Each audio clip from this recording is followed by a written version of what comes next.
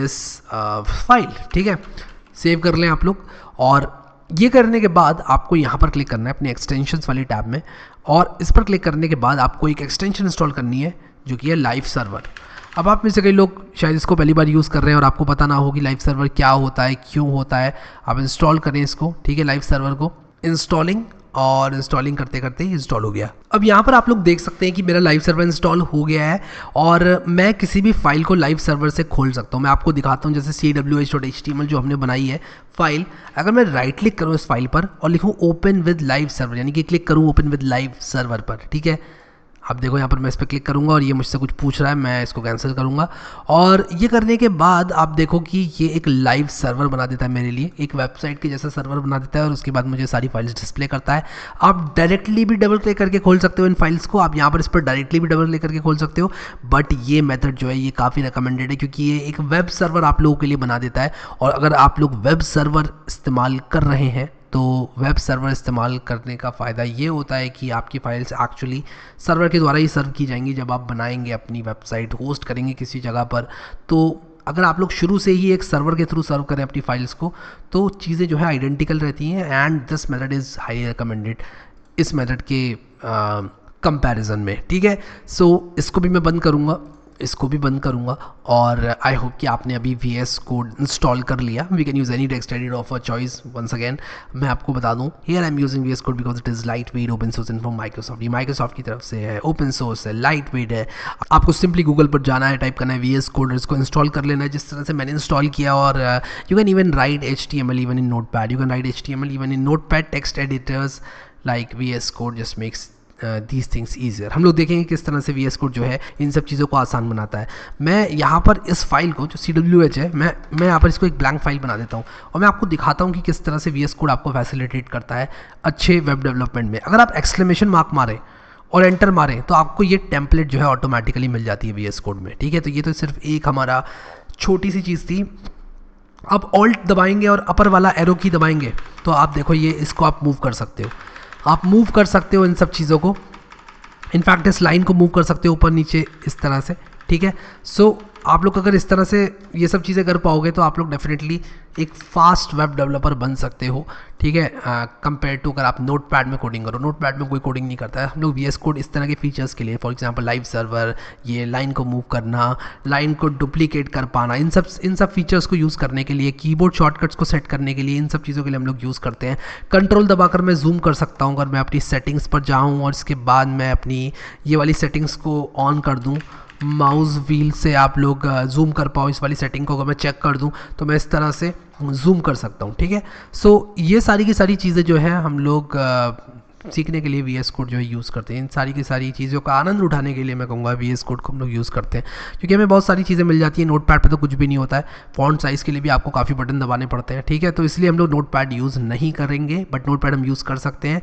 हमें अंडरस्टैंडिंग होनी चाहिए कि ये चीज़ें कैसे काम करती हैं। अब हम लोग चलेंगे चैप्टर 1 की तरफ, जहाँ पर हम लोग अपनी पहली वेबसाइट बनाएंगे, चीज़ों को देखेंगे, index.html क्या होता है इसको देखेंगे, और एक वेब पेज के स्ट्रक्चर को देखेंगे कि एक बेसिक स्ट्रक्चर क्या होता है वेब पेज का। Let's move to chapter 1 now. So guys अब हम लोग मूव करेंगे चैप्टर 1 की तरफ। हम लोग इसको खोलते हैं। सबसे पहले हमारा chapter 1 creating of first website है, जो कि हमको ये बताएगा कि किस तरह से हम लोग अपनी वेबसाइट को बना सकते हैं। तो इसको स्टार्ट करने से पहले मैं आप लोगों को बता दूं कि हर वेबसाइट जो है वो HTML से बनी होती है मोस्टली, और we start building a website by creating a file named index.html। तो यहाँ पर एक काम करूँगा, मैं अपना VS कोड खोलूँगा। मेरा जो VS कोड है वो खुला हुआ है इस वाले फोल्डर में। कौन से फोल्डर में? HTML0 वाले फोल्डर में। मैं चाहता हूँ कि मैं इस फोल्डर में ना VS कोड को खोलकर इस वाले फोल्डर में खोलूँ, क्योंकि वो चैप्टर 0 था। चैप्टर 0 का जो काम मैंने करवाया वो मैंने यहाँ पर करवाया था इस डायरेक्टरी में। अब मैं चाहता हूँ जो चैप्टर 1 का काम होगा वो मैं चाहता हूँ वो हो यहाँ पर। तो मैं यहाँ पर राइट क्लिक करूँगा, ओपन विद कोड पर क्लिक करूंगा, और ओपन विद कोड पर जैसे ही मैंने क्लिक किया आप लोग देख सकते हो ये फोल्डर खुल गया। क्या हमारा पुराना फोल्डर बंद हुआ VS कोड से? नहीं, हमारा पुराना फोल्डर भी खुला हुआ है। हम इसको बंद करेंगे, इसको बड़ा करेंगे और यहाँ पर एक फाइल बनाएंगे index.html। index.html ही क्यों बनाई हमने फाइल? क्या हमारे पास कोई दूसरा नाम नहीं था? हमने index.html ही नाम क्यों दिया इस फाइल को? index.html एक स्पेशल नाम होता है फाइल का, जो कि आप लोगों के वेब सर्वर को ये बताता है कि कभी भी आपकी वेबसाइट पर जाएं तो index.html वाले पेज से शुरुआत करें। आई रिपीट, ये शुरुआती पॉइंट होता है, ये वो पॉइंट होता है जहां से आपकी वेबसाइट दिखना स्टार्ट होती है। मैं यहाँ पर जल्दी से आप लोगों को नोट्स में दिखाता हूँ मैंने क्या लिखा है। ये एक स्पेशल फाइल नेम है which is presented when the website root address is typed. For example codewithharry.com अगर प्योरली HTML वेबसाइट है तो codewithharry.com का जो index.html पेज है वो सबसे पहले प्रेजेंट किया जाएगा जब भी कोई codewithharry.com पर जाता है। ठीक है, I hope this is clear. अब एक बेसिक HTML पेज जो कि हमने जनरेट किया था उसको देख लेते हैं। मैं यहाँ पर क्या करूँगा, एक एक्सक्लेमेशन मार्क मारूंगा और आप लोग यहाँ पर देखो एमेट एब्रीविएशन लिखकर आ गया। इसका क्या मतलब है, व्हाट इज एमेट एब्रीविएशन? एमेट हमारे पास एक टूल है जो कि हम लोगों को मदद करता है HTML, CSS ये सारी चीज़ें अच्छे से लिखने में। तो एमेट एक प्लगइन होता है जो कि वेब डेवलपर्स को CSS और HTML बहुत अच्छी तरह से लिखने में सहायक होता है। मैं जैसे यहाँ पर एक एक्सक्लेमेशन मार्क मारकर एंटर मारूंगा, आप लोग यहाँ पर देखो मुझे ये टेम्पलेट, ये जो बॉयलर प्लेट कोड है HTML का वो जनरेट होकर मिल जाएगा। अगर मैं यही कुछ इस तरह से, ये जो दूसरा वाला है ये स्टार्ट करूँ, मैं कुछ इस तरह से स्टार्ट करूँ तो मुझे सिर्फ डॉक टाइप HTML देखने को मिला। उसी तरह मैं कई चीज़ें कर सकता हूँ। हम थ्रू आउट दिस कोर्स देखेंगे कि इस तरह की एमेट एब्रीविएशंस को किस तरह से इस्तेमाल करना है। यहाँ पर मैंने एक्सक्लेमेशन मार्क मारा तो आप लोग देखो कि ये जो सारा का सारा हमारा बॉयलर प्लेट कोड है वो यहाँ पर जनरेट होकर मिल गया। index.html के अंदर आप लोग देखो, मैं बॉडी के अंदर अगर डालता हूँ H1, और H1 क्या है अभी के लिए छोड़ दो, दिस इज अ हेडिंग, और इसके बाद मैं क्या करूँगा, एक पैराग्राफ लिखूंगा और लिखूंगा दिस इज अ पैराग्राफ। ठीक है, और अभी ये हेडिंग और पैराग्राफ क्या है अभी के लिए हम लोग छोड़ देंगे, क्योंकि हम सिर्फ एक कोई भी HTML पेज जनरेट करना चाहते हैं और उसको लाइव सर्वर में ओपन करना चाहते हैं, क्योंकि हम लोग चाहते हैं ये देखना कि हमारा पेज किस तरह से दिखाई देगा हमारे सर्वर में जब वो जाएगा।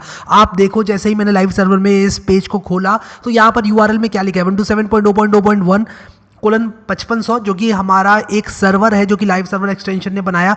इस सर्वर को बनाने के बाद क्या हो रहा है कि ये index.html पेज को इस सर्वर से मुझे डिस्प्ले कराकर दे रहा है। बट मेरी बात ध्यान से सुनो, अगर मैं index.html ना लिखूं तब क्या होगा? अगर मैं index.html यहां पर अपने URL बार में टाइप ना करूं तब भी मुझे यही पेज प्रेजेंट किया जाएगा। This is a heading, this is a paragraph. अगर मेरे पेज का नाम index.html नहीं होता, मान लो मैं इस फाइल को रीनेम कर दूं, मान लो मैं इस फाइल को F2 दबाकर विंडोज में index.html ना करके कुछ फालतू नाम दे दूं इसको, ठीक है, या फिर एक काम करता हूं मैं इसको this.html दे देता हूं, एक रैंडम सा नाम दे रहा हूं। ठीक है, किसी का नाम भी लिख सकते हो, मैं harry.html लिख देता हूं इसको। क्या अगर मैं इसको harry.html कर दूंगा, क्या मुझे सर्वर में जाने के बाद कुछ दिखाई देगा? नहीं। आप लोग देखो यहाँ पर ये मुझे कह रहा है कि भाई आपके पास इस सर्वर रूट में 3 फाइल्स है, कौन सी देखना चाहते हो? पहले क्या हो रहा था, index.html थी तो मुझे वो index.html ही दिखा रहा था। वो मुझसे कह रहा था कि आपके पास एक index.html फाइल है, इसलिए मैं इसको दिखाऊंगा, क्योंकि index.html एक स्पेशल नेम होता है जो कि आपको डिस्प्ले कराया जाता है जब आप लोग किसी भी एक सर्वर की रूट में जाते हैं। इसलिए index.html एक स्पेशल नाम है। इस स्पेशल नाम का जो है आप लोगों को ध्यान रखना है। ठीक है, कभी भी आप लोग वेबसाइट्स बनाएं तो मुझे F2 दबाना है यार, F2 दबाना है कीबोर्ड पर और इसको index.html लिखना है, जैसे कि आप लोग यहाँ देख सकते हो। और index.html लिखने के बाद मैं इसको रिलोड करूँगा तो देखो मेरा डॉक्यूमेंट यहाँ पर आ गया है।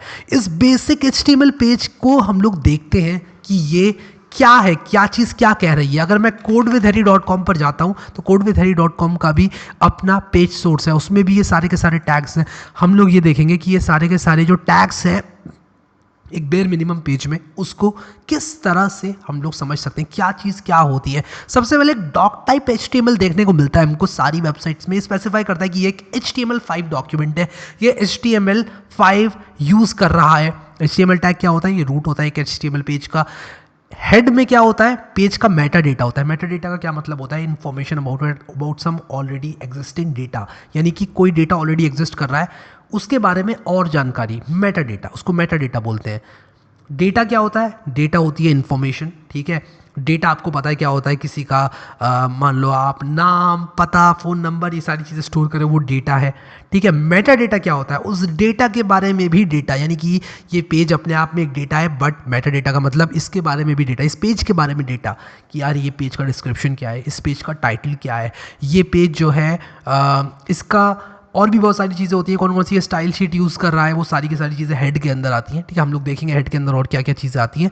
इसके बाद हेड जैसे ही मैंने ओपन किया ये टैग, मुझे क्लोज भी करना पड़ेगा। ठीक है, हमको ऑलमोस्ट सारे के सारे HTML टैग्स जो है उनको ओपन करना पड़ता है और उसके बाद उनको क्लोज करना पड़ता है। कुछ टैग्स ऐसे होते हैं जिनको हमें नहीं करना पड़ता है, वो एम्प्टी टैग्स कहलाते हैं। But most of the tags जो हम इस तरह से पेज में यूज़ करते हैं जिसके अंदर कंटेंट होता है, उसको हमें क्लोज करना पड़ता है। हेड मैंने यहाँ पर ओपन किया, इसके अंदर मैंने टाइटल टैग डाला, टाइटल को क्लोज किया। हैरीज वेबसाइट मैंने टाइटल डाला, मैं आप लोग को टाइटल डाल के दिखाता हूँ टाइटल से क्या होता है। यहाँ पर टाइटल डॉक्यूमेंट था, मैं यहाँ पर हैरीज वेबसाइट यहाँ पर दिखा रहा हूँ। अब देखो कुछ मेटा टैग्स है यहाँ पर। मेटा टैग्स क्या है कि भाई कैरेक्टर सेट UTF-8 है, यानी कि जो इनकोडिंग है इस पेज की वो UTF-8 है, ये मैंने स्पेसिफाई कर दिया। उसके बाद मैंने कुछ और चीज़ें स्पेसिफाई करी है यहाँ पर। ये by the way by default generate हुआ था ये एमिट के थ्रू। तो व्यू पोर्ट और XUA कंपैटिबल, इन दोनों चीज़ों का क्या मतलब है? जो हमारा ये टैग है XUA कंपैटिबल, वो कुछ माइक्रोसॉफ्ट के पुराने ब्राउजर की कंपैटिबिलिटी के लिए यूज़ किया जाता है। उसके बाद जो व्यू पोर्ट है वो आपकी इनिशियल स्केल वगैरह को चेंज करने के लिए यूज़ किया जाता है। इन दोनों टैग्स का जिस तरह से यूज़ है उसी तरह और भी बहुत सारे टैग्स हैं जिनका इस्तेमाल हम लोग कर सकते हैं अपनी वेबसाइट के अंदर, हम लोग देखेंगे। बट उससे भी पहले हम लोग कुछ इंपॉर्टेंट HTML टैग्स के बारे में देखेंगे। बॉडी के अंदर वो सारे के सारी टैग्स होते हैं जो कि आपको एक्चुअल में इस वेब पेज पर दिखाई देंगे। जो यहाँ पर आपको सारे टैग्स दिखाई दे रहे हैं वो बॉडी के अंदर होते हैं।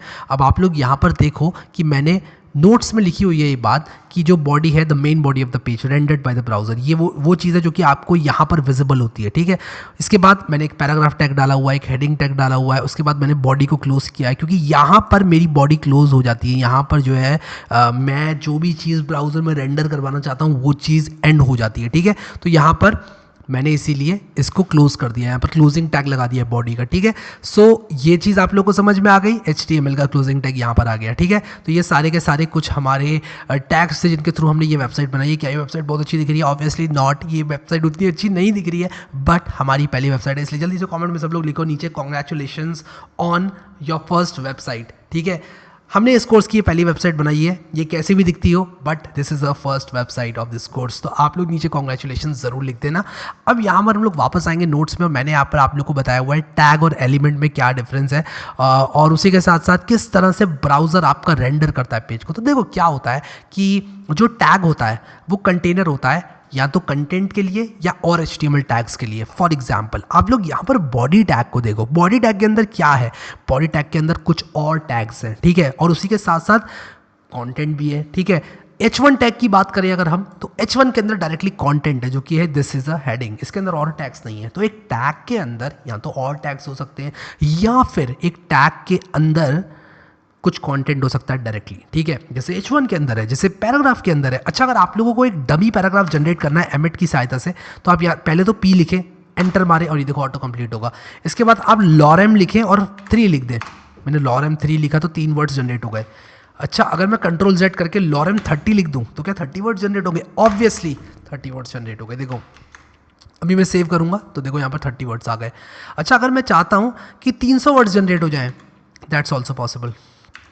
lorem 300 वर्ड्स जनरेट हो गए यहाँ पर। ठीक है, तो कभी भी आप लोगों को एक वेबसाइट टेम्पलेट बनानी है और आप लोगों के दिमाग में नहीं आ रहा है यार क्या चीज़ मैं लिखूँ इस वेबसाइट पे, lorem 300, lorem 30, lorem 3, lorem 5, lorem 7, ये सब चीज़ें आप लोग लिख सकते हो और आपको डमी टेक्स्ट आपके पैराग्राफ के अंदर देखने को मिल जाएगा। ठीक है, तो this is a heading, this is a paragraph, lorem 300 यहाँ पर आप लोग देख सकते हो कि लिखा हुआ है। और उसी के साथ साथ आप लोग यहाँ पर देखो कि हमारा ये रेंडर भी हो गया और जैसे ही मैं इसको सेव करूँगा पेज को, ऑटोमेटिकली ये रिलोड होकर चेंजेस को यहाँ पर दिखा दे रहा है। बाय द वे ये HTML की करामात नहीं है, ये करामात है लाइव सर्वर की। लाइव सर्वर एक ऐसी एक्सटेंशन है जो कि जैसे ही आप अपनी फाइल्स को सेव करते हो वैसे के वैसे आपके चेंजेस को रिफ्लेक्ट करके दिखाती है। और जब भी मैं अपनी वेबसाइट टेम्पलेट्स बनाता हूँ तो मैं लाइव सर्वर का इस्तेमाल करता हूँ। बहुत बढ़िया एक्सटेंशन बनाई गई है ये VS कोड में। अब यहाँ पर देखो tag is like a container, ये चीज़ हमने समझ ली।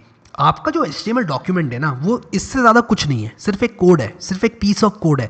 जो भी आप वेबसाइट देखते हो, जैसे आप codewithhari.com ये देख रहे हो, ये वेबसाइट एक्चुअल में ये नहीं है, ये है, ये सोर्स कोड है। It's about the code, it's not about the images, it's not about the red colour का बटन या इसके अंदर क्या चीज़ है। आपकी जो वेबसाइट है वो ट्रांसपोर्ट होती है इस कोड के फॉर्म में। एक्चुअल में ये कोड ट्रांसपोर्ट होता है, उसके बाद जैसे ये कोड आपके ब्राउज़र को मिलता है, आपका ब्राउज़र क्या करता है, इसको इस फॉर्म में रेंडर करता है। तो कोड दिया जाता है सर्वर द्वारा ब्राउज़र को, और ब्राउज़र रेंडर करता है इस फॉर्म में, जो ये आपको दिखाई पड़ रही है फॉर्म, ठीक है। इस फॉर्म में जो आपका ब्राउज़र है वो रेंडर करता है इस सारे कॉन्टेंट को, ठीक है। तो यहाँ पर हम लोग समझते हैं कि जो एक HTML डॉक्यूमेंट है वो आपके ब्राउज़र को जैसे ही मिलता है, यानी कि ये कोड जैसे ही आपके ब्राउज़र को मिलता है, रेंडर्ड पेज आप लोग को दिखाई पड़ता है। तो आपके ब्राउज़र का एक बहुत बड़ा रोल होता है इस कोड को इस व्यूएबल फॉर्म में कन्वर्ट करने में, ठीक है। So I hope you got the point कि किस तरह से एक HTML डॉक्यूमेंट डिस्प्ले किया जाता है। इंपॉर्टेंट नोट्स की बात कर लेते हैं, कुछ चीज़ें यहाँ पर लिखी हुई हैं मैंने जो कि इंपॉर्टेंट है। Head and body tags are children of HTML tags. देखो क्या है कि आपका ये जो पूरा का पूरा कोड है वो कुछ आप इस तरह से देख सकते हो कि यहाँ पर सबसे पहले तो आपने डॉक टाइप स्पेसिफाई कर दिया कि भाई मेरा डॉक टाइप HTML होगा। ये पहला वाला टैग जो है ये आप लोग को थोड़ा सा अलग लगेगा बाकी टैग से। इसके बाद हमारा मेन HTML पेज स्टार्ट होता है, HTML, ठीक है। और इसके बाद ये HTML हमने लिखा और उसका क्लोजिंग टैग कहाँ पर है, यहाँ पर है, लाइन नंबर 14 में। इसके अंदर जो जो चीज़ें हैं वो क्या है, वो इसके चिल्ड्रन है। अब एक चीज़ आपको दिखाऊंगा यहाँ पर VS कोड की एक बहुत अच्छी चीज़ दिखाऊंगा। आप लोग यहाँ पर हेड के लेफ्ट हैंड साइड पर क्लिक करेंगे तो आप लोग देखो यहाँ पर ये कोलैप्स हो गए, ये इस तरह से एक्सपैंड हो गए, कोलैप्स एक्सपैंड, कोलैप्स एक्सपैंड। तो यहाँ पर आप लोग देखो कि जो HTML है उसके अंदर हेड और बॉडी है। आप कुछ ऐसा समझ लो कि HTML के दो बच्चे हैं, एक हेड है और एक बॉडी है। तो जब HTML के दो बच्चे हैं, एक हेड और बॉडी, तो HTML हेड और बॉडी के क्या हुए, पापा हुए कि नहीं हुए? यार ये तो सिंपल है यार, इसमें तो मत कहना नहीं आया समझ में, ठीक है। ये तो बहुत ही सिंपल सी चीज़ है। तो HTML क्या है, हेड और बॉडी का पेरेंट है। और हेड और बॉडी आपस में क्या है, सिबलिंग्स हैं, सिबलिंग्स हैं। एग्जैक्टली यही वर्ड यूज़ किया जाता है, सिबलिंग्स हैं, ठीक है। हेड और बॉडी सिबलिंग्स हैं, जैसे कि सिबलिंग्स होते हैं भाई बहन, भाई भाई बहन बहन, ठीक है। अब यहाँ पर आप लोग देखो कि मैंने ये बात लिखी हुई है कि head and body tags are children of HTML tag. ये बहुत ही सिंपल है, ठीक है। उसी तरह से जो H1 है और पैराग्राफ है वो चिल्ड्रन किसका है, वो चिल्ड्रन है बॉडी के, ठीक है। इस केस में, मेरे पेज के केस में, हो सकता है आपको ऐसा वेब पेज बना दें जिसमें कि H1 और P जो है वो डायरेक्ट चिल्ड्रन ना हो बॉडी के, ठीक है। हम देखेंगे आगे ये चीज़, लेकिन इस पेज की अगर मैं बात करूँ तो इस पेज के लिए ये बात लागू होती है कि H1 और P जो है वो चिल्ड्रन है बॉडी के। लेकिन हमेशा ये वाली बात ज़रूर लागू होगी, head and body tags are children of HTML tag, ये हमेशा हमेशा लागू होगी, ठीक है। HTML is the parent of head and body tags. ये तो सिंपल सी बात है। पहले वाली बात का एक तरह से कुछ ऐसा समझ लो, राघव शुभम का बेटा है, तो शुभम कौन होंगे, राघव के पिताजी होंगे, ठीक है। Most of the HTML elements have opening and closing tag with content in between opening and closing tags, ठीक है। जैसे कि हमने देखा यहाँ पर कि H1 का ओपनिंग और क्लोजिंग टैग है और उसके बीच में कंटेंट है, ठीक है। उसी तरह पैराग्राफ का ओपनिंग एंड क्लोजिंग टैग है, उसके बीच में कंटेंट है, ठीक है। ये चीज़ हम लोगों ने देखी। अब यहाँ पर देखो, most of the HTML elements have opening and closing tag with content in between. ये चीज़ तो हमने डिस्कस कर ली। Some HTML tags have no content. कुछ HTML टैग्स ऐसे होते हैं जिसके अंदर कंटेंट ही नहीं होता है, फॉर एग्जाम्पल BR, ठीक है। उसी तरह से एक HR होता है, ठीक है, HTML का HR टैग। और HTML का HR टैग क्या होता है कि एक हॉरिजॉन्टल लाइन बनाने के काम आता है। इन सब टैग्स के बारे में हम लोग बात करेंगे, ठीक है। अब यहाँ पर नीचे आते हैं और देखते हैं, we can either use .htm और .html एक्सटेंशन। हम HTML के साथ साथ .htm एक्सटेंशन का भी इस्तेमाल कर सकते हैं। HTML का अगर हम L ना लगाएं, अगर हम आलसी हैं, हम HTML पूरा टाइप नहीं करना चाहते हैं, HTM टाइप करना चाहते हैं, तो आपका स्वागत है, आप कर सकते हैं टाइप, ठीक है। आपकी जो टेम्पलेट्स हैं वो तो चलेंगी, लेकिन मैं यहाँ पर आप लोग को एक डिस्क्लेमर देना चाहता हूँ कि कभी कभी, जैसे कि आप लोग को मैं दिखाता हूँ, लाइव सर्वर जिस तरह से डिटेक्ट नहीं कर पा रहा है index.html को डिटेक्ट कर लेता है as the starting page, but आप index.htm को खोलेंगे तो यहाँ पर आप लोग को ये पेज बिल्कुल सही से रेंडर होकर मिलेगा। जिसका मतलब ये है कि हमको मोस्टली .html इस्तेमाल करना है, HTML इस्तेमाल नहीं करना है। उसका रीज़न है क्योंकि कभी भी कोई भी बैकएंड में कोड वगैरह लिखता है, कोई भी एक्सटेंशन बनाता है या फिर कोई भी पीस ऑफ सॉफ्टवेयर बनाता है, तो वो कभी कभी भूल जाता है कि .htm को भी मुझे सपोर्ट करना है, क्योंकि .html मोस्टली यूज़ किया जाता है। तो अगर उसने अपने कोड में ये बात नहीं लिखी है कि .htm को भी डिटेक्ट करना है, फॉर एग्जाम्पल लाइव सर्वर में ये नहीं लिखी गई है बात कि .htm को भी डिटेक्ट करो, जिसकी वजह से जब हम रूट पे जा रहे हैं तो हमको नहीं दिख रहा था HTM के केस में। अभी मैंने index.html कर दिया, नाम अपनी फाइल का, इसलिए ये दिखाई दे रहा है। तो हमें हमेशा index.html इस्तेमाल करना है, बट हमको इस बात से अवेयर होना है कि .htm is also a valid extension for HTML files, ठीक है। अब हम लोग यहाँ पर देखेंगे कमेंट्स, बट उससे भी पहले एक फन चीज़ जो कि मैं आप लोग को बताना चाहता हूँ, जो कि आप में से लोग को आती भी होगी यार, इंस्पेक्ट एलिमेंट और view page source option. Website बनाना एक जटिल कार्य है, होस्टिंग रचने अपनी वर्डप्रेस साइट होस्ट करने का आसान तरीका।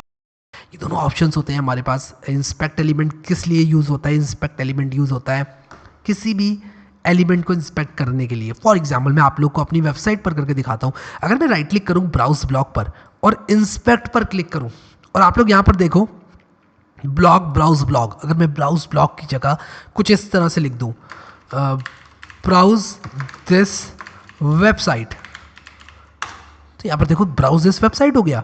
अगर मैं कॉन्टैक्ट मी पर राइट क्लिक करके इंस्पेक्ट करूँ और यहाँ पर लिख दूँ कॉन्टैक्ट शुभम, और इसके बाद मैं कई बार भी क्लिक करूँ तो कॉन्टैक्ट शुभम यहाँ पर देखो हो गया। क्या ये सबके लिए हो गया? नहीं, ये सिर्फ टेम्परेरीली यहाँ पर हुआ है, ठीक है। तो ऐसा नहीं है कि आप मेरी वेबसाइट चेंज कर दोगे इंस्पेक्ट एलिमेंट करके। अगर ऐसा होता तो मैं सारी वेबसाइट चेंज कर देता। आप भी जाने कितनी वेबसाइट चेंज कर चुके होते अब तक, ठीक है। तो बैकएंड को चेंज नहीं कर सकते आप, अपने लिए फ्रंट एंड को आप लोग चेंज कर सकते हो, जैसे कि मैंने आप लोग को अभी करके दिखाया, ठीक है। तो ये चीज़ आप कर सकते हो, बट ऐसा नहीं है कि आप लोग जो है सबके लिए सारी वेबसाइट चेंज कर लोगे, तो ऐसे तो यार चलेगा ही नहीं इंटरनेट, ठीक है। ऐसा मत सोचना, इसको रिलोड करूँगा सब कुछ ठीक हो जाएगा, वैसे के वैसे ही नॉर्मल हो जाएगा, ठीक है। सो आई होप कि ये चीज़ समझ में आ गई सबको। Inspect element, view page source तो मैंने बता ही दिया सबको कि यार ये सारा का सारा सोर्स कोड है जो है आपको देखने को मिल जाता है व्यू पेज सोर्स करके। इंस्पेक्ट एलिमेंट के बारे में एक चीज़ और बताना चाहूँगा आप लोगों को। जैसे आप इस एरो पर क्लिक करते हैं गूगल क्रोम में, उसके बाद आप किसी भी एलिमेंट पर क्लिक करके उसको इंस्पेक्ट कर सकते हैं। फॉर एग्जाम्पल अगर मैं इसे इंस्पेक्ट करना चाहता हूँ तो यहाँ पर देखो ये बटन यहाँ पर आ गया। फिर मैं यहाँ पर क्लिक करके अगर इस इमेज पर क्लिक करूँ तो ये देखो ये इंस्पेक्ट हो गया। फिर मैं यहाँ पर क्लिक करके अगर यहाँ पर इस पर क्लिक करूँ तो ये देखो ये लैम्डा वाला इमेज यहाँ पर आ गया, ठीक है। सो आई होप ये चीज़ क्लियर हो गई आप लोगों को। उसी के साथ साथ बताना चाहूँगा कि अगर आप ये फ़ोन्स पर क्लिक करते हैं तो आप लोग अलग अलग फ़ोन्स पे देख सकते हैं आपकी वेबसाइट कैसी दिख रही है। तो आप लोग देखो मेरी पिक्सल 2 में वेबसाइट कुछ ऐसी दिख रही है, और उसी के साथ साथ अगर आप लोग आईपैड में मेरी वेबसाइट खोलेंगे तो ऐसी दिखेगी, और उसी के साथ साथ आप लोग गैलेक्सी फोल्ड में देखोगे तो ऐसी दिखेगी, ठीक है। तो यहाँ पर वेबसाइट रिस्पॉन्सिव है। रिस्पॉन्सिव का क्या मतलब होता है? रिस्पॉन्सिव का मतलब ये होता है कि कभी भी आप लोग किसी भी डिवाइस में अगर यूज़ करते हैं वेबसाइट को तो वो अच्छी दिखाई पड़ती है। ऐसा नहीं होता है कि अगर आपने एक वेबसाइट को बनाया है सिर्फ फ़ोन के लिए और आप लोग फिर कंप्यूटर में उसको खोल रहे हैं तो वो दिक्कत कर रही है, ये नहीं होना चाहिए। रिस्पॉन्सिव का मतलब सारे डिवाइसेस में अडाप्ट कर लेगी आपकी वेबसाइट। तो आजकल रिस्पॉन्सिवनेस जो है ना वेबसाइट्स का, वो एक मस्ट है। कभी भी आपसे कोई क्लाइंट बोलता है कि यार मुझे वेबसाइट बना कर दो, तो वो आपको स्पेसिफाई नहीं करेगा। आज से 10 साल पहले रिस्पॉन्सिवनेस जो होता था वो आप लोग किसी को अगर देते थे अपनी वेबसाइट के साथ तो एक एक्स्ट्राज में वो आता था। वो एक ऐसी चीज़ थी कि यार आपने एक्स्ट्रा दे दी है, आप जो है बहुत दयालु इंसान है तो आपने रिस्पॉन्सिव भी बना के दे दी वेबसाइट।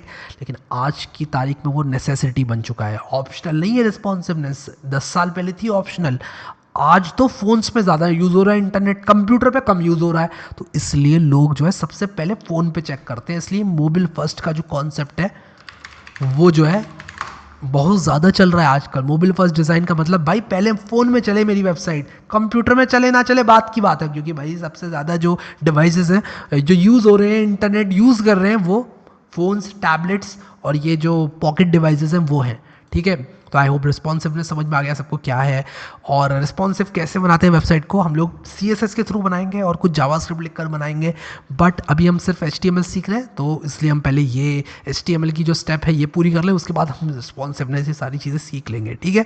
आप लोग inspect element, view page source use कर सकते हो, और HTML element is equal to start tag plus content plus end tag. तो जो HTML एलिमेंट होता है आपका, कभी भी मैं टैग की बात करता हूँ तो मेरा मतलब होता है H1 या H1 का क्लोजिंग टैग।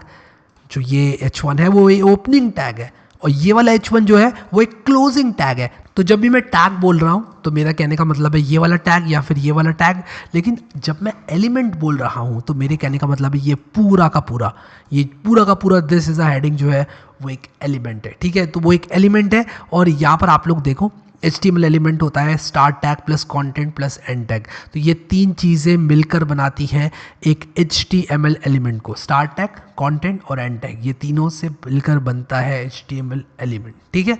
कमेंट्स की बात करते हैं HTML में। कमेंट्स क्या होते हैं? मान लो कि मैं यहाँ पर कुछ लिखना चाहता हूँ, मैं यहाँ पर लिखना चाहता हूँ कि मैंने ये हेडिंग क्यों डाली है, मैं यहाँ पर स्पेसिफाई करना चाहता हूँ। मैं यहाँ पर लिखना चाहता हूँ this heading will be changed in change in future, ठीक है।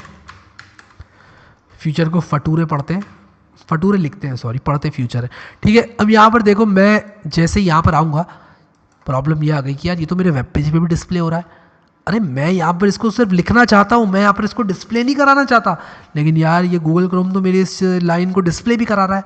तो क्या कोई ऐसा तरीका है कि मैं यहाँ पर अपने नोट्स लेता रहूँ? जैसे मान लो मैं यहाँ पर लिखना चाहता हूँ इम्प्रूव बिलो पैराग्राफ, ठीक है। अगर मैं मान लो पैराग्राफ, अगर मैं इम्प्रूव करना चाहता हूँ इस पैराग्राफ को, तो मैं क्या करूँ?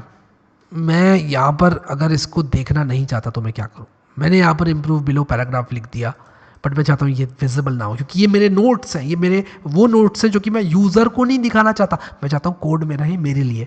मैं कंट्रोल/ दबाऊंगा, जैसे ही आप लोग देखो ये कमेंट में कन्वर्ट हो चुके हैं। मैं वापस से कंट्रोल/ दबाऊंगा अपने कीबोर्ड में, आप लोग देखो this heading will be changed in future, ये जो चीज़ है ये कमेंट आउट हो चुकी है। इसका मतलब क्या हुआ? इसका मतलब ये हुआ कि ये अब दिखाई नहीं पड़ेगी मेरे वेब पेज में। यही कमेंट्स होते हैं, एक ऐसी चीज़ जो कि आप चाहते हैं कि आपके वेब पेज में ना दिखाई दे, स्टिल वो एग्जिस्ट कर रही है, उसे कहते हैं कमेंट। कमेंट क्या होते हैं, पढ़ लेते हैं। Comments in HTML are used to mark text which should not be parsed. Parsed का क्या मतलब होता है? जब भी आपका ये जो कोड है, ये जो सोर्स कोड लिखा है आपने HTML का, ये इस फॉर्म में कन्वर्ट होता है, उसे क्या कहते हैं? उसे पार्सिंग कहते हैं। कि आपके इस कोड को रीड कर रहा है सबसे पहले गूगल क्रोम, और उसके बाद इस फॉर्म में कन्वर्ट करके यूज़र को डिस्प्ले कर रहा है, इसे पार्सिंग कहते हैं। इसको समझने को, इस कोड को, ये जो हमारे पास टैग्स एंड एलिमेंट्स हैं, इनको समझने को पार्सिंग कहते हैं, ठीक है। तो अगर हम चाहते हैं कि ये इग्नोर मार दे कुछ ऐसी लाइन्स ऑफ टेक्स्ट को जो कि मैं नहीं चाहता डिस्प्ले हो, मैं right click view page source करूंगा तो देखो ये इग्नोर कर दिया गया है, this heading will be change in future, ignore कर दिया गया है। ये चीज़ भी इग्नोर कर दी गई है, इम्प्रूव दिस पैराग्राफ। मैं चाहता था कि इसको इग्नोर किया जाए गूगल क्रोम द्वारा, इसलिए मैंने इसको एक कमेंट बनाया, और देखो गूगल क्रोम ने मेरी बात मान भी ली, ये यहाँ पर जो है इग्नोर कर दिया गया है, ठीक है। सो ये होते हैं कमेंट्स, और मैंने यहाँ पर लिखकर भी दिखा दिया है कमेंट्स। अगर आप नोटपैड में करते हैं अपने HTML की कोडिंग तो आपको ये चीज़ हाथ से लिखनी पड़ेगी।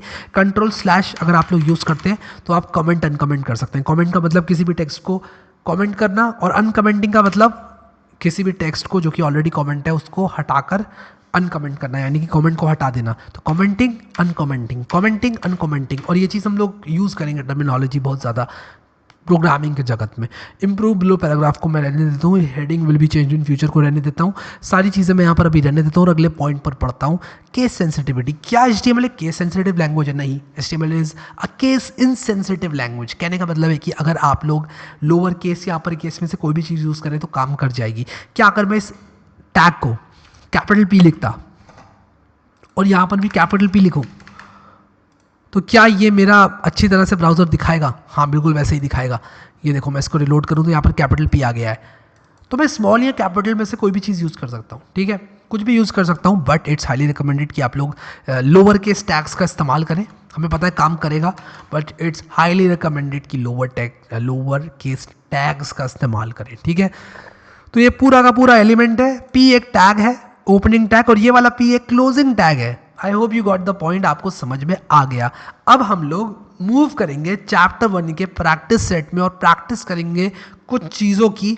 हमने ये जो चीज़ें समझी हैं इन सब चीज़ों को ग्रास्प करेंगे। आप लोग नोट्स ज़रूर डाउनलोड कर लेना सब लोग, ये नोट्स मैंने आप लोगों के लिए लिखे हुए हैं, आप ज़रूर डाउनलोड कर लेना नोट्स को। काफ़ी काम के नोट्स हैं ये, और इन सारे नोट्स की PDF वगैरह सब मैं आप लोगों को डिस्क्रिप्शन में दे दूंगा डाउनलोड करने के लिए। सो आई होप कि आप लोगों को समझ में आ गई ये HTML वेबसाइट का स्ट्रक्चर। कोड भी आपको मिल जाएगा, नोट्स भी आपको मिल जाएंगे, जो भी कुछ हम लोग यहाँ पर लिख रहे हैं सब आपको मिल जाएगा।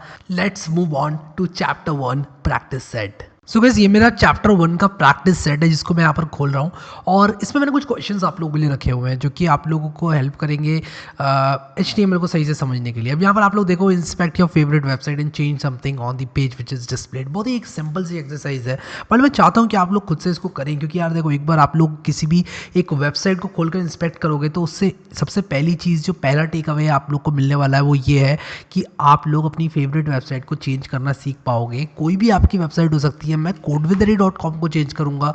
तो हम लोग यहाँ पर codewithari.com पर आ चुके हैं, और अब यहाँ पर मैं इसको चेंज करके आपको दिखाऊंगा। वैसे मैंने चेंज करके आप लोग को दिखाई दिया।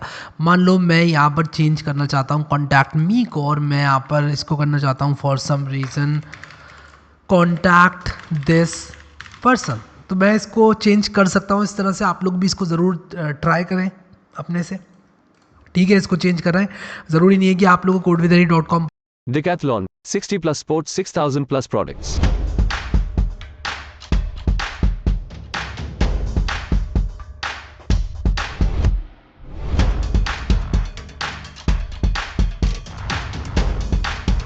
Decathlon. Visit the store or download the app.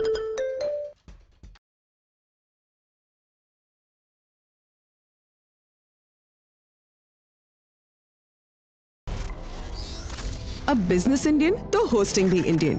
जुड़िए भारत की सर्वश्रेष्ठ वेब होस्टिंग कंपनी माइजवेब के साथ और होस्ट करें अपनी वेबसाइट बड़े आसानी से।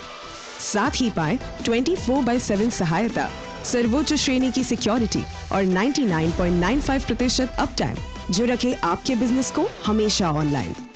आज ही चुनिए अपना सही होस्टिंग प्लान और पसंद न आने पर 30 दिन के भीतर पैसे वापस। माइजवेब, आपका भरोसेमंद होस्टिंग पार्टनर। पर ही चेंज करना है, मुझे पता है 90% ऑफ द लोग कोड विद हैरी पे चेंज करेंगे। कहीं और जाकर चेंज कर लो यार, ठीक है। कुछ भी चेंज कर सकते हो या फिर कोड विद हैरी पर भी कर लो। अपनी किसी फेवरेट वेबसाइट पर जाकर चेंज करके देखो कितना मज़ा आता है जब एक्चुअल में चेंज हो जाता है वेब पेज। समझ रहे हो, ये बहुत कम लोगों को मालूम होता है और जिसको मालूम होता है उसके लिए अच्छा होता है। Go to your favourite website and try to be the page source and write the exact lines of code. Does it clone the website? Why? आप किसी भी वेबसाइट पर जाओ और उसको राइट क्लिक करके व्यू पेज सोर्स करो और देखो कि क्या वो वेबसाइट को क्लोन आप लोग कर पा रहे हो या नहीं कर पा रहे हो। मैं यहाँ पर करूँगा क्या कि इसी वेबसाइट के साथ ये चीज़ आप लोगों को करके दिखाऊंगा। आप किसी और वेबसाइट के साथ भी इस चीज़ को कर सकते हैं। आप लोग विकीपीडिया को कर सकते हैं, ठीक है, विकीपीडिया। और मैं यहाँ पर विकीपीडिया को खोलकर right click view page source करूँगा और इसका जो सोर्स होगा उसको कॉपी कर लूँगा। और इस सोर्स को कॉपी करने के बाद देखो यहाँ पर काफ़ी कुछ है यार, यहाँ पर बहुत कुछ है। और मैं यहाँ पर practice.html करके एक फ़ाइल बनाऊँगा और राइट क्लिक करके इसको ओपन विद लाइव सर्वर कर दूँगा। तो यहाँ पर देखो जो मैंने विकीपीडिया कॉपी करी वो ये है और एक्चुअल में विकीपीडिया ये है। तो आप देख सकते हो कि यहाँ पर एग्जैक्टली वेबसाइट क्लोन नहीं हुई है और इसका रीज़न आप लोग को मालूम होना चाहिए कि एग्जैक्टली वेबसाइट क्लोन क्यों नहीं हुई, क्या वजह रही कि वेबसाइट क्लोन नहीं हुई। तो देखो यहाँ पर होता क्या है कि जब आप CSS वगैरह यूज़ करते हो अपनी वेबसाइट में तो कभी कभी आप लोग रिलेटिव लिंक्स यूज़ करते हो। एक तो एब्सोल्यूट लिंक होता है। एब्सोल्यूट लिंक का मतलब क्या है कि अगर मैं कहता हूँ codewithharry.com पर जाओ तो ये एब्सोल्यूट पाथ है इस वेबसाइट का। लेकिन मैं रिलेटिव कैसे जा सकता हूँ यहाँ से? मैं कह सकता हूँ /blog पे जाओ। कौन सी वेबसाइट के /blog पर जाओ? कोड विद हैरी, क्योंकि आप यहीं पर हो। तो /blog पर जाओगे तो आप यहाँ पर आ जाओगे, /videos में जाओगे तो यहाँ पर आ जाओगे, /contact me में क्लिक करोगे तो यहाँ पर आ जाओगे, स्टार्ट वॉचिंग पर क्लिक करोगे यहाँ पर आ जाओगे, ठीक है। तो ये /videos /java tutorials for beginners अब यहाँ पर आ गए, ठीक है। यहाँ पर क्या है, विकीपीडिया का जो सोर्स है उसमें कुछ एब्सोल्यूट या रिलेटिव लिंक्स मिक्स्ड होकर लिखे होंगे और वहाँ पर एक्चुअल में जो आपका वाला वर्जन है विकीपीडिया का वो आपके रिलेटिव लिंक्स को नहीं ढूंढ पा रहा है, जो कि यहाँ से wikipedia.org से रिलेटिव है, लेकिन वो कोशिश कर रहा है ढूंढने की उन्हीं पेजेस को 127.0.0:5500 पे। मैं आप लोग को इस चीज़ को दिखाता हूँ और अगर आप लोग को ये चीज़ नहीं भी आती है समझ में तो आप लोग जो है इग्नोर करें।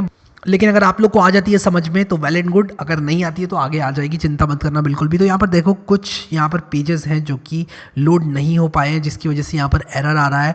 और वो सारी की सारी चीज़ें लोड इसलिए नहीं हो पा रही हैं क्योंकि आपने यहाँ पर वो जो पाथ्स हैं वो सही से नहीं दिए, ठीक है। तो एक पूरी वेबसाइट को क्लोन करने के लिए आप लोगों को और भी कई चीज़ें करनी पड़ती हैं जिनकी बात हम आगे करेंगे। तो मैं बस आप लोगों को इस क्वेश्चन के थ्रू एक्सरसाइज करवाना चाहता था जहाँ पर आप एक वेबसाइट को क्लोन करने की कोशिश करें और इस बात का अनुमान लगा सकें कि एक वेबसाइट को एग्जैक्टली क्लोन करना उतना भी आसान नहीं होता है, ठीक है, उतना भी आसान नहीं होता है। तो ये चीज़ मैं आप लोगों को बताना चाहता था, ठीक है। Right any HTML code inside a text file. Does it work if you right it using notepad? क्या ये काम करेगा अगर आप लोग नोटपैड की सहायता से इसको एग्जीक्यूट करेंगे? अब यहाँ पर आ जाओ और मैं यहाँ पर आप लोगों को न्यू टेक्स्ट डॉक्यूमेंट लिख कर देता हूँ। न्यू टेक्स्ट डॉक्यूमेंट लिखने के बाद मैं यहाँ पर लिख देता हूँ notepad.html, ठीक है। और एक काम करता हूँ अभी notepad.txt करता हूँ और इसके अंदर मैं कुछ HTML कोड डाल दूंगा और वो HTML कोड यार मैं यहीं से उठा लूँगा, क्योंकि यार आप देख रहे हो। अच्छा एक चीज़ देखिए, आपने यहाँ पर notepad.txt बन गई, तो जो विजुअल स्टूडियो कोड है वो कोई जादू नहीं करता है, वो भी यही चीज़ करता है जो कि ऑलरेडी आप नोटपैड से कर सकते थे, लेकिन यहाँ पर क्योंकि आप आराम से ऑर्गेनाइज्ड मैनर में कर पाते हैं इसलिए आप लोग VS कोड यूज़ करते हैं या फिर VS कोड जैसा कोई दूसरा टेक्स्ट एडिटर यूज़ करते हैं, ठीक है। तो यहाँ पर notepad.txt के अंदर मैं ये चीज़ कॉपी कर दूंगा। मैंने 2 बार खोल लिया notepad.txt को, कोई बात नहीं। मैंने यहाँ पर this is heading will be change in future, ये सब इस तरह से किया। अब मैं क्या करूँगा, .txt को चेंज करके मैं .html कर दूंगा, येस पे क्लिक करूँगा और इसके बाद मैं क्या करूँगा कि जो मेरा नोटपैड है उसको मैं, यानी कि notepad.html है उसको मैं लाइव सर्वर से ओपन करूँगा, या फिर अगर मैं लाइव सर्वर से ओपन नहीं भी करूँ ना, डबल क्लिक भी करूँ ना, तब भी ये चल जाता है। यहाँ पर देखो आप लोग notepad.html जो है चल गया। तो आप लोग लाइव सर्वर को क्यों इस्तेमाल कर रहे हैं जब नोटपैड से ही चल जाता है? तो हम लोग इसलिए इस्तेमाल कर रहे हैं लाइव सर्वर को क्योंकि हमको एक्चुअल में एक सर्वर बना कर देता है। कभी भी आप लोग कोडिंग करेंगे HTML में या फिर कोई भी वेबसाइट बनाएंगे फ्यूचर में, तो जो भी फाइल्स सर्व होंगी वो आपकी किसी सर्वर के द्वारा सर्व होंगी। तो अगर हम शुरू से एक सर्वर यूज़ करें तो हमारे लिए काफ़ी अच्छा रहेगा। तो इसीलिए हम लोग जो है यहाँ पर इस तरह से लाइव सर्वर को यूज़ करते हैं। तो आई होप कि ये प्रैक्टिस सेट जो था वो आप लोगों के लिए बहुत ज़्यादा लाभदायक रहा और आप लोग जो है अच्छी तरह से समझ पाए। अब हम लोग मूव करेंगे चैप्टर 2 की तरफ, जहाँ पर हम लोग कुछ बेसिक टैग्स के बारे में देखेंगे। I'll see you in chapter 2. So guys अब हम लोग यहाँ पर चैप्टर 2 को देखने वाले हैं, जिसमें कि हम लोग कुछ बेसिक HTML टैग्स के बारे में पढ़ेंगे और वो टैग्स हम एक्चुअल में यूज़ करेंगे कुछ वेबसाइट बनाने के लिए। तो चैप्टर 2 को मैं जल्दी से खोलता हूँ, इसकी जो PDF मैंने यहाँ पर आप लोगों के लिए बना रखी है उसको मैं जल्दी से खोलता हूँ और यहाँ पर आप लोग देख सकते हो कुछ बेसिक HTML टैग्स के बारे में मैंने लिखा हुआ है। तो we can add elements inside the body tag to define the page layout. हमने देखा कि हमारे पास बॉडी टैग होता है जो कि रेंडर किया जाता है ब्राउज़र द्वारा। अब उस बॉडी टैग के अंदर हम लोग एक्चुअल में कुछ टैग्स डाल सकते हैं जो कि हमको ब्राउज़र में विजिबल होंगे। हमने H1 टैग देखा और हमने पैराग्राफ टैग को देखा था और हमने वहाँ से ये देखा था कि ये H1 और पैराग्राफ ये दोनों टैग्स से हम लगाते हैं तो एक हेडिंग और उसके बाद कुछ पैराग्राफ हमारे पास आ जाता है। लेकिन इस तरह के और कितने टैग्स होते हैं, कौन कौन से और टैग्स हम लोग यूज़ कर सकते हैं और वो कौन से टैग्स हैं जिससे हम लोग एक गुड लुकिंग, एक मैं कहूँगा गुड इनफ वेबसाइट बना सकते हैं, वो हम लोग यहाँ पर देखने वाले हैं। तो we can add elements inside the body tag to define the page layout. HTML element के बारे में बात करूँगा कि जब भी मैं HTML एलिमेंट कह रहा हूँ तो उसका क्या मतलब है। HTML एलिमेंट का मतलब ओपनिंग टैग और क्लोजिंग टैग। जब भी एक HTML एलिमेंट को हम लोग लिखते हैं तो हम लोग 2 टैग्स लिखते हैं, एक ओपनिंग टैग और उसका करस्पॉन्डिंग क्लोजिंग टैग, और बीच में उसका कंटेंट होता है। ये जो कंटेंट होता है या तो ये कंटेंट कुछ और ओपनिंग क्लोजिंग टैग्स हो सकते हैं या डायरेक्टली कुछ टेक्स्ट हो सकता है, ठीक है। तो यहाँ पर इसलिए मैंने इसको कंटेंट लिख दिया। यहाँ पर H1 कोई हेडिंग और H1 क्लोजिंग टैग हो सकता था।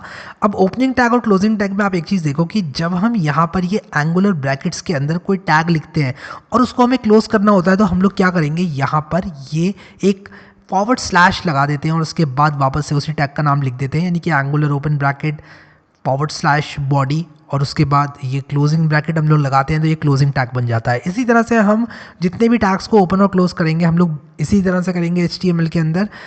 HTML एलिमेंट्स हम लोग यहाँ पर बनाएंगे। राइट क्लिक करता हूँ, जल्दी से ओपन विद कोड पे क्लिक करता हूँ और ये जो हमारा फोल्डर था ये विजुअल स्टूडियो कोड में खुल चुका है, ठीक है। तो यहाँ पर आप लोग देखो कि विजुअल स्टूडियो कोड में मैंने इस फोल्डर को खोल दिया है। अब हम करेंगे क्या कि हम लोग यहाँ पर एक वेबसाइट बनाएंगे और ऑब्वियसली मैं जो नाम चूज़ करने वाला हूँ अपनी HTML पेज का वो index.html होने वाला है फॉर ऑब्वियस रीजंस।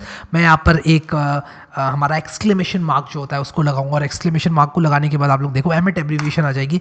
एंटर मारूंगा, टैब दबाऊंगा, टैब दबाऊंगा, टैब दबाऊंगा और डायरेक्टली मैं यहाँ पर बॉडी के अंदर आ गया। इसके बाद मैं H1 लिखूंगा और आप देखो वापस से एमिट मुझे क्या कह रहा है, मुझसे कह रहा है कि यार पूरा H1 कहाँ लिखोगे। एमिट कह रहा है ए बालक, क्या कह रहा है एमिट कह रहा है ए बालक, तो पूरा H1 टैग मत लिख, बस एंटर मार दे, बाकी मैं देख लूँगा। इतना अच्छा है एमिट, मतलब समझ रहे हो कितना, ऐसे लोग बहुत कम होते हैं इस दुनिया में एमिट जैसे, ठीक है। आप H1 लिखो और उसके बाद लिखो लिस्ट ऑफ बुक्स, ठीक है। आपने लिखा लिस्ट ऑफ बुक्स या फिर मैं कहूँगा कि बुक्स टू रीड, ठीक है, बुक्स टू रीड, कुछ भी, मतलब हम जो भी हेडिंग डालना चाहते हैं वो मैं यहाँ पर लिख दूंगा। इसके बाद मैं P लिखूंगा और there are a lot of books to read for you, ठीक है। और मैं यहाँ पर इसको सेव करूँगा और राइट क्लिक करके ओपन विद लाइव सर्वर करूँगा तो आपको पता है क्या होगा, यहाँ पर ये लाइव सर्वर में खुल जाएगा और लाइव सर्वर में खुलने के बाद ये हेडिंग और ये पैराग्राफ मुझे देखने को मिल जाएगा। तो यहाँ पर आप लोग देखो कि बॉडी एक ओपनिंग टैग मैंने लिखा, एक क्लोजिंग टैग मैंने लिखा और उसके बीच में मैंने कंटेंट लिखा। कंटेंट का क्या मतलब है, कंटेंट या तो कुछ टेक्स्ट हो सकता है या फिर ओपनिंग क्लोजिंग टैग का कॉम्बिनेशन हो सकता है। फॉर एग्जांपल बॉडी के अंदर हमारे पास H1 opening, H1 closing, P opening, P closing tag है और इन टर्न H1 के अंदर हमारे पास कुछ कंटेंट है जो कि है बुक्स टू रीड। ठीक है, तो इस तरह से हम लोग HTML एलिमेंट को डिफाइन करते हैं। एलिमेंट कॉम्बिनेशन होता है ओपनिंग टैग, कंटेंट और क्लोजिंग टैग का। और टैग क्या होता है, जैसे कि ये टैग है, ये बॉडी टैग है, ये बॉडी का क्लोजिंग टैग है, तो ये भी बॉडी टैग है, ये भी बॉडी टैग है। टैग का मतलब इस तरह से लिखी हुई कोई भी चीज़ टैग कहलाती है। एलिमेंट इन तीनों चीज़ों का कॉम्बिनेशन कहलाता है। HTML एट्रीब्यूट्स के बारे में बात करते हैं। ये क्या होते हैं HTML attributes, why do we need HTML attributes. कभी कभी आप लोग को क्या करना पड़ता है, टैग के साथ कुछ और इन्फॉर्मेशन भी सप्लाई करनी पड़ती है। फॉर एग्जांपल यहाँ पर अगर मैं आ जाऊँ अपने VS कोड में तो इस H1 के साथ मुझे कोई और इन्फॉर्मेशन सप्लाई करने की ज़रूरत नहीं थी, मुझे बस ये बताना था कि H1 के अंदर क्या कंटेंट है, बस इतना ही बताना था। लेकिन अगर यहाँ पर मैं एंकर टैग का इस्तेमाल करता हूँ, मैं एक और टैग के बारे में आपको बताना चाहता हूँ जो कि एंकर टैग है। आप A लिखेंगे और एंटर मारेंगे तो आप देखो कि एक यहाँ पर एट्रीब्यूट ऐड हो गया। ये कह रहा है कि बताओ भाई कौन से URL में जाना है। एंकर टैग में सबसे पहले आपको बताता हूँ, एंकर टैग के अंदर जो भी टेक्स्ट होता है उस पर जैसे ही क्लिक करते हैं तो वो आपको किसी URL में लेकर जाता है। ठीक है, किसी लोकेशन पर लेकर जाता है। अब आपसे ये पूछ रहा है कि भाई लोकेशन क्या है, तो ये जो है इसका एक एट्रीब्यूट है। href is equal to what, ये आपसे पूछ रहा है। आप कह दो href is equal to https codewithharry.com codewithharry.com और इसके बाद इसके अंदर का जो कंटेंट है वो लिख दो click here to go to Harry's website. ठीक है, मान लो आपने कुछ इस तरह से लिख दिया। अब इसको आप जैसे ही देखोगे, यहाँ पर देखो click here to go to Harry's website, एक लिंक बनकर आ गया। आप इस पर क्लिक करोगे तो आप यहाँ पर आ जाओगे codewithharry.com पर। तो यहाँ पर एंकर टैग के साथ जो href लिखा हुआ है, href क्या है, href एक्चुअल में एक वेबसाइट का लिंक है। ठीक है, एक वेबसाइट का लिंक है और ये जो वेबसाइट का लिंक है ये जब भी आप क्लिक करेंगे इस टेक्स्ट पर तब ओपन हो जाएगा। ठीक है, तो अगर आप चाहते हैं कि इस पर क्लिक करके, यानी कि click here to go to Harry's website पर क्लिक करके आप जैसे ही इस पर क्लिक करें तो आप इस वेबसाइट पर पहुंच जाइए चाहते हैं तो href के अंदर आप उस वेबसाइट का एड्रेस डाल सकते हैं। तो ये एट्रीब्यूट है और एक से ज़्यादा एट्रीब्यूट भी हो सकते हैं। फॉर एग्जांपल मैं इसमें और एट्रीब्यूट्स भी डाल सकता था, कुछ इस तरह से class is equal to me और उसी के साथ साथ ID is equal to that. तो इस तरह से आप लोग बहुत सारी एट्रीब्यूट्स यहाँ पर ऐड कर सकते हैं। मैं इन दो एट्रीब्यूट्स को हटाऊंगा और यहाँ पर जो है सिर्फ एक एट्रीब्यूट रहने दूंगा जो कि href है। ठीक है, तो ये एट्रीब्यूट है।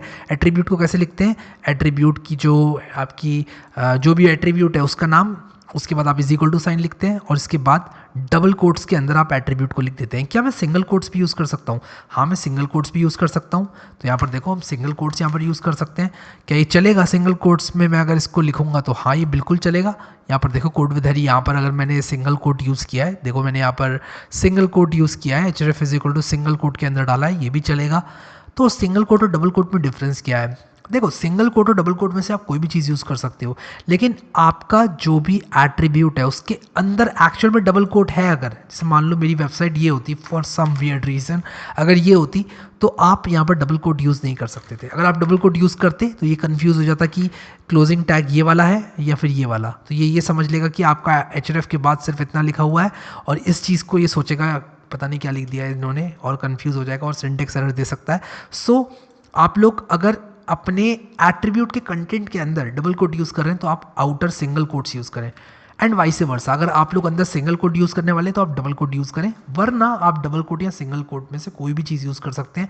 बट यहाँ पर मैं आप लोग से ये बोलूँगा कि आप लोग कंसिस्टेंसी को बरकरार रखें। क्या करें आप लोग? कंसिस्टेंसी को बरकरार रखें। आप लोग अगर सिंगल कोट्स यूज़ कर रहे हैं